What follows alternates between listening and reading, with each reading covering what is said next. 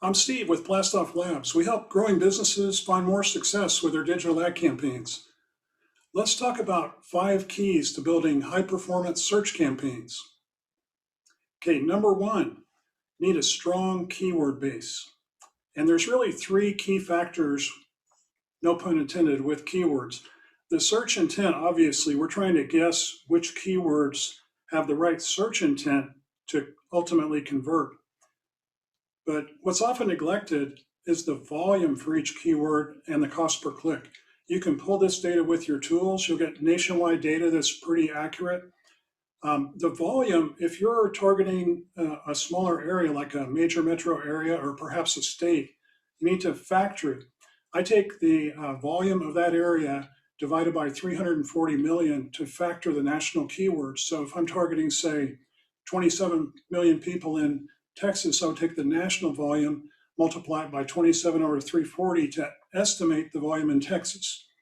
And if your volume is too low, the platform's not going to serve it. The ad platforms don't like to serve low volume keywords because it consumes too much computing power in the data centers. And you'll see this after you launch the campaign. So many campaigns will be launched and everything's flagged low volume, bring down your quality scores, and you waste a lot of time building out those keywords. So make sure you have adequate volume.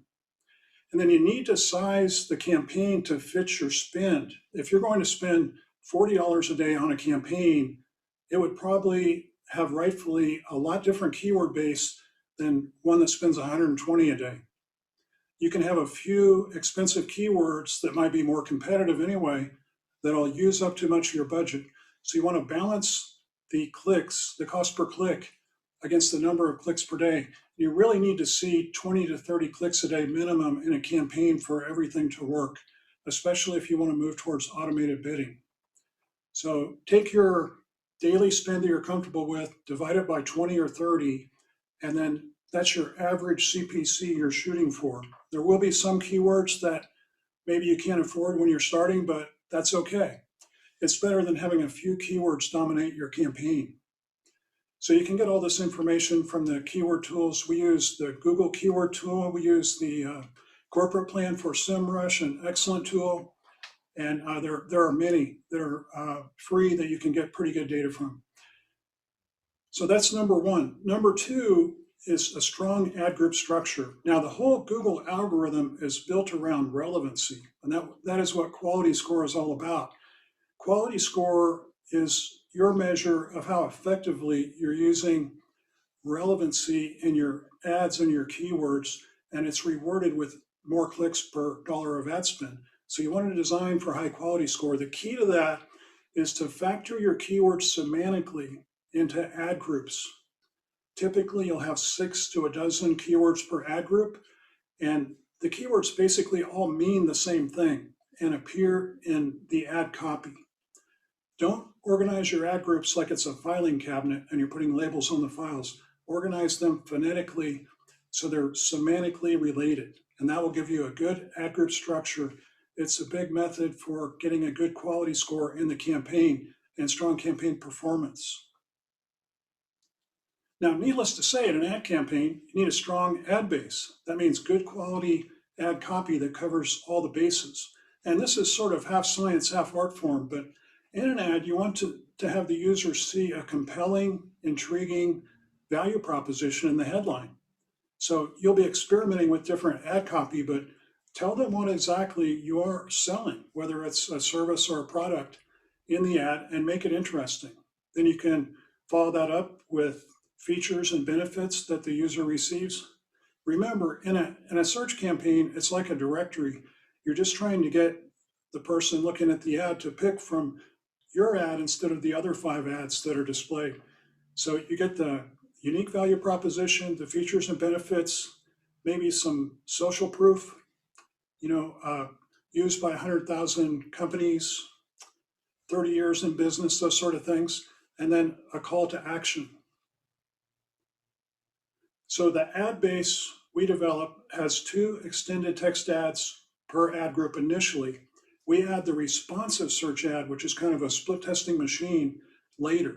If you start with responsives, as Google recommends, the 2 ETAs plus 1 responsive, it'll use up too much of your ad spend and make the campaign slower to optimize. So we roll them in 2 to 3 weeks after launch to add the responsive ads. Number 4, you want strong ad extensions, a strong ad extension base. This is often neglected. You want to use every type of ad extension that Google and Microsoft make available. So primarily site links, callouts, structured snippets, call extensions, and anything else they let you use. You want to use all the ad extension types and then customize them down to the ad group level for better relevance and quality score. In a lot of campaigns, the ad extensions actually do most of the converting, and the copy there is really important. So put some elbow grease into your ad extensions and customize them down to the ad group level. Now, finally, number 5, you want to launch the campaign with manual bidding. So control the bid, the maximum bid you're willing to pay. I like to set them to top of page bids, and don't worry about your position, just get them to serve. And with manual bidding, what you'll do is you'll establish a baseline that you can compare against. After you've run it for a couple of weeks, you can turn on enhanced CPC, but that basically lets the platform pay whatever they want to based on the likelihood of conversion that they think you have. But it's always good to establish a baseline. This applies to many things in PPC so that you have something to compare it to as you evolve from manual bidding to enhanced CPC bidding, which is sort of a semi-automated bidding, to the other forms of more exotic, high-performance automated bidding. And we design all of our campaigns to end up on automated bidding.